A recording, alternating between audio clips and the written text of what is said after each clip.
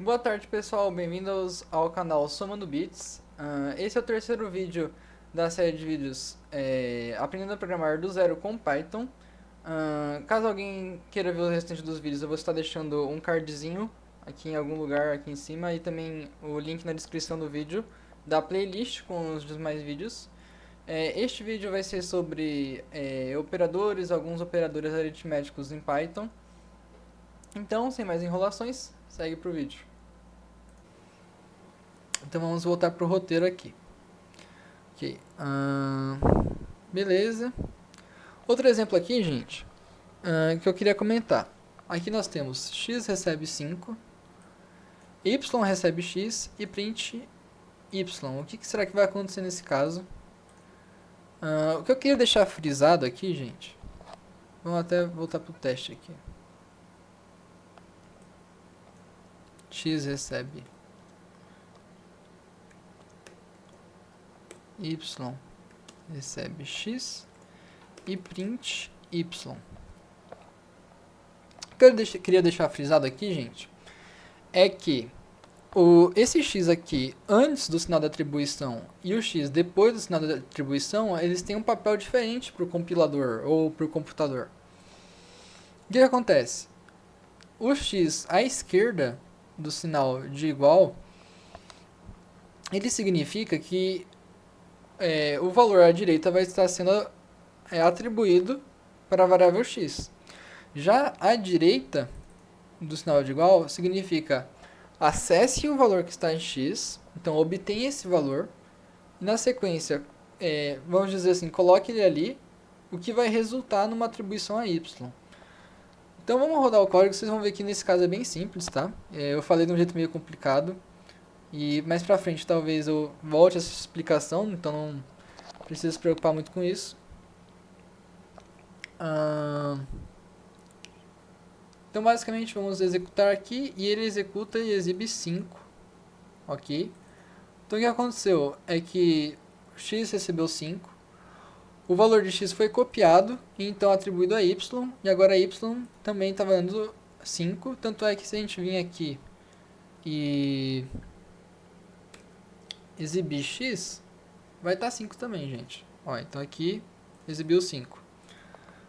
Quando você acessa a variável colocando ela à direita do sinal de atribuição, não acontece nada com o valor dela. Então, continua sendo 5 dessa linha para essa. Da linha 1 para a linha 2. Ou da linha 2 para a linha 3, enfim. Então, vamos voltar para o roteiro aqui. Ok, agora o próximo conceito que a gente vai estar abordando. Lá no começo a gente tinha colocado aqui, quantidade de lápis recebe 4 e preço do lápis recebe 2,5 ou 2,5. O que acontece aqui é que a gente pode fazer uma atribuição não com o valor literal, mas sim... a gente já viu quando o valor não é literal, é uma variável, mas também pode ser uma expressão. Uma expressão vai ser algo que no final vai gerar um valor. Ou tem que gerar um valor para não dar erro, né? E nesse caso, a expressão vai ser uma operação. Esse símbolo aqui às vezes é meio estranho, para quem não está acostumado, mas é para indicar multiplicação. Então, essa expressão, no caso, se constitui da operação de multiplicação entre essas duas variáveis, entre o valor dessas duas variáveis aqui. Então, novamente, ele vai fazer várias coisas aqui nessa única linha de código, tá? O que ele faz? Ele obtém o valor da quantidade de lápis, obtém o valor do preço do lápis, na sequência ele multiplica, isso vai gerar um valor que vai ser o produto do valor desses dois valores. E daí a última coisa que ele faz é pegar esse valor e atribuir para valor total. Então, aqui nós temos quantidade de lápis 4, preço do lápis 2,5. Quando a gente multiplica 4 por 2,5 dá 10.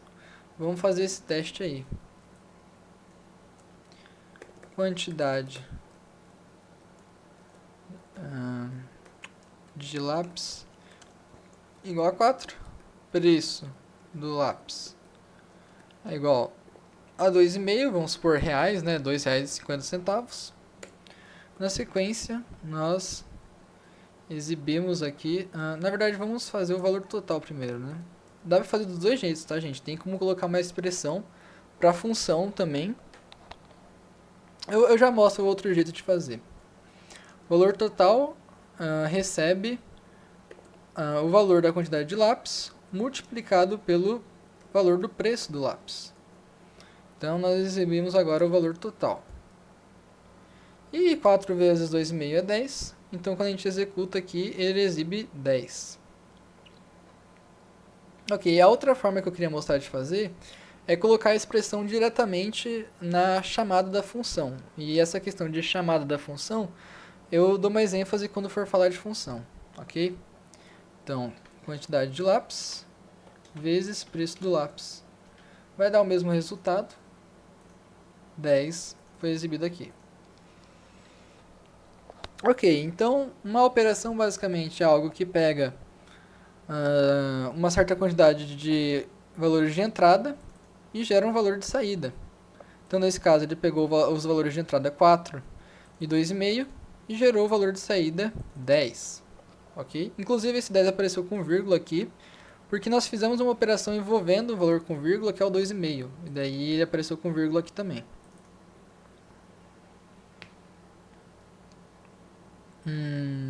Ok.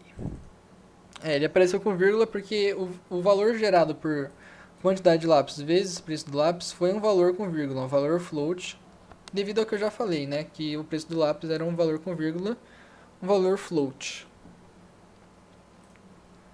Ok? Também podemos usar operações com valores textuais.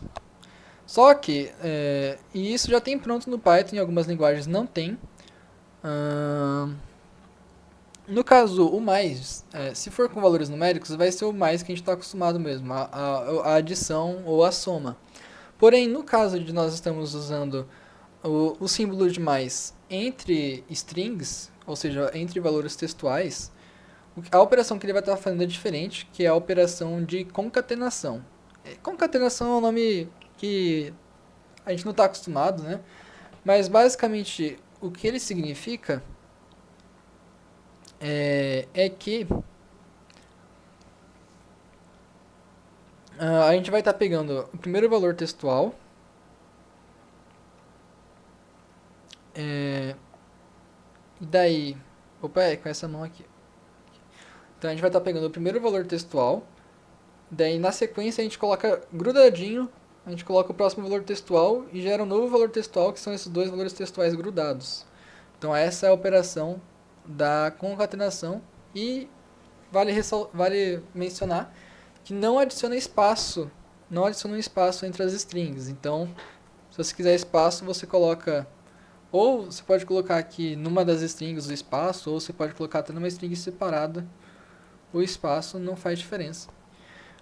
Inclusive, eu acabei de perceber que tem um erro aqui nessa linha de código, nessa daqui.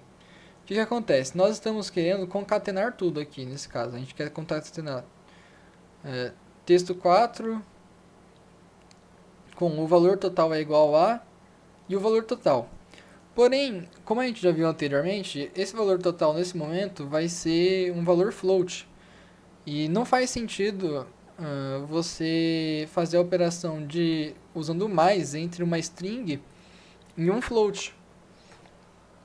Então, a gente tem que transformar ele em string primeiro.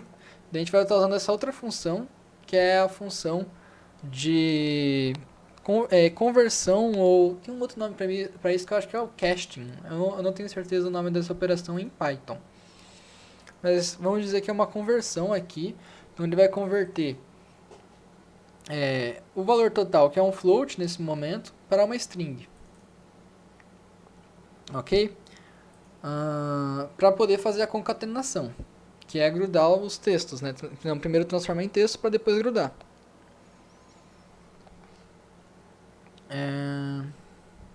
Eu acho que isso tem para comentar. Se vocês repararem aqui, essa linha aqui, essa instrução de print, ela está ocupando duas linhas. E nesse caso não tem problema, gente, porque no Python, cada instrução geralmente vai ser uma linha. Porém, tem exceções. Então, nesse caso aqui, o print, que nem eu disse, a estrutura dele é abre e fecha parênteses. Então, esses dois parênteses amarelos aqui são referentes ao print. Como nessa primeira linha aqui a gente já abriu parênteses e a gente ainda não fechou, o Python está esperando fechar o parênteses. Então, por isso que não vai ter problema. Então, vamos executar esse código aqui no teste. Então, aqui a gente já tem a variável valor total, então a gente pode usar ela. E a gente pode exibir aqui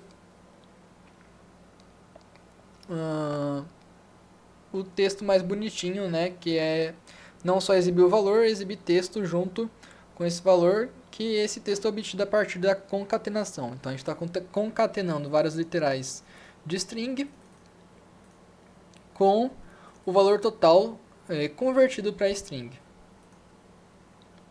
Então vamos executar esse código. Aqui nós temos o 10, que eu não tirei esse print aqui, eu vou comentar ele. Não, eu posso tirar mesmo, vai. Ó, se eu quisesse comentar, gente, era só adicionar o hashtag aqui no começo. Eu coloco um espaço para ficar mais bonito, mas não precisa. Mas nesse caso eu acho que eu vou deletar mesmo isso daqui. Ok.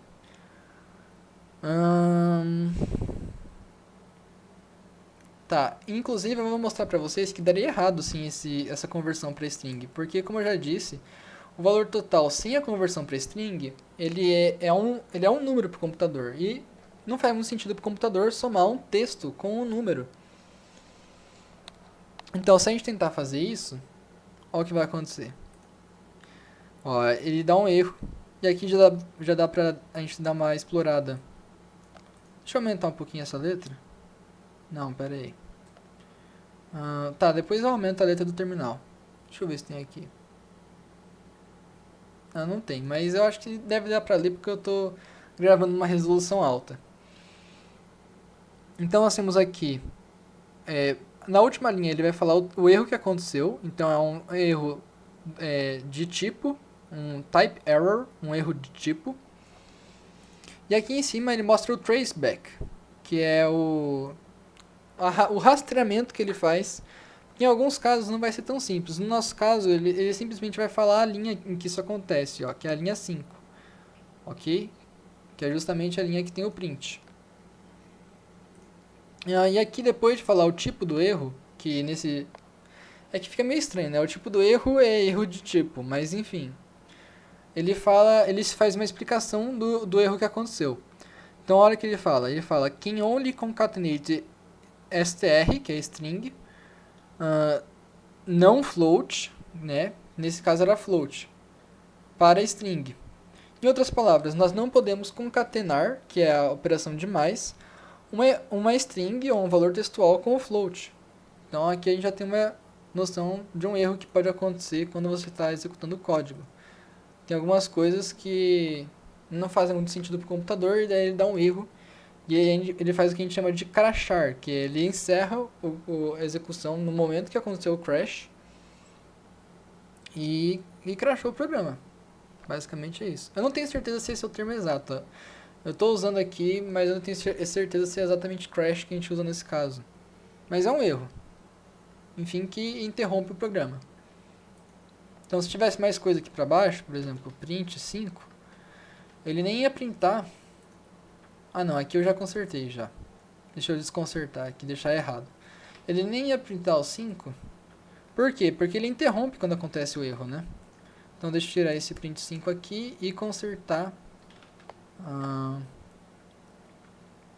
para deixar do jeito correto. Ok. Então vamos voltar lá para o roteiro. Tá, só para finalizar aqui, gente. Eu acho que já está ficando longo esse vídeo de novo.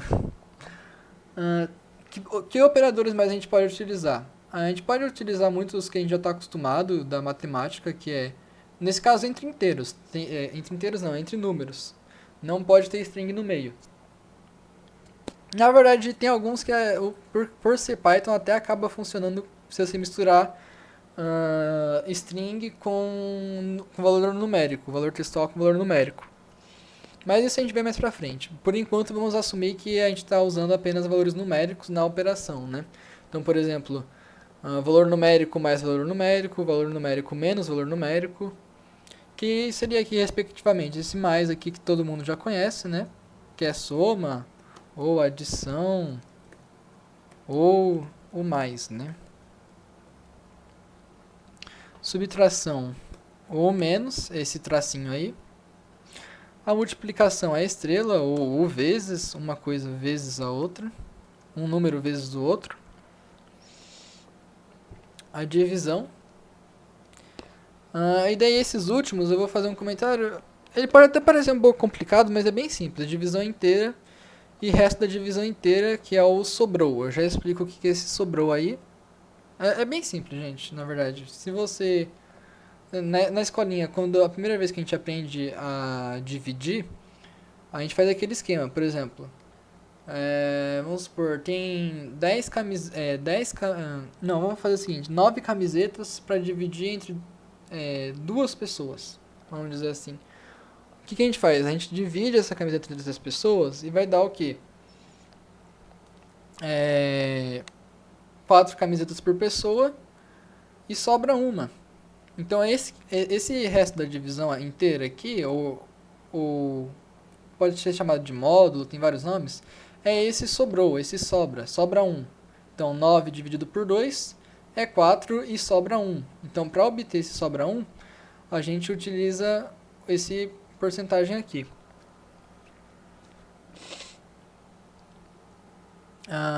E usando o mesmo exemplo do 9 dividido por 2 dá 4 e sobra 1, se a gente quiser esse 4, a gente usa o símbolo da divisão inteira. Então, só para exemplificar um pouco melhor, vou abrir até no terminal, mas primeiro eu vou colocar aqui que a letra está maior. Então, por exemplo, 9 divisão inteira por 2 é igual a 4, porque 9 por 2 dá 4 e sobra 1. E 9 módulo, ou o resto da divisão inteira por 2, é igual a 1, porque 9 dividido por 2 dá 4 e sobra 1. Ok? Então, eu queria mostrar essas operações principais aí. Tá? Deve ter muitos que eu nem conheço, mas essas vão ser as que a gente mais vai usar, tá? Essa divisão inteira e resto da divisão inteira depende da natureza do problema. Por exemplo, esse caso de dividir camisetas, que a gente não vai rasgar uma camiseta no meio ou em 3 partes, né? Não vai ter uma parte fracionária, não vai ter vírgula, né? Não tem 2,3 camisetas, né? Então é para isso que a gente usa. E eu acho que o vídeo vai ficando por aqui. Já vou dar até um spoiler aqui. A próxima coisa que a gente vai ver vai ser entrada de dados. A gente já viu saída, que é a exibição. O próximo que a gente vai ver vai ser entrada. Eu já explico o que é no próximo vídeo. Então é isso. Ok. Então é isso, pessoal. Esse foi o vídeo sobre operadores, mostrando alguns operadores aritméticos. E na sequência, o próximo vídeo será sobre entrada de dados.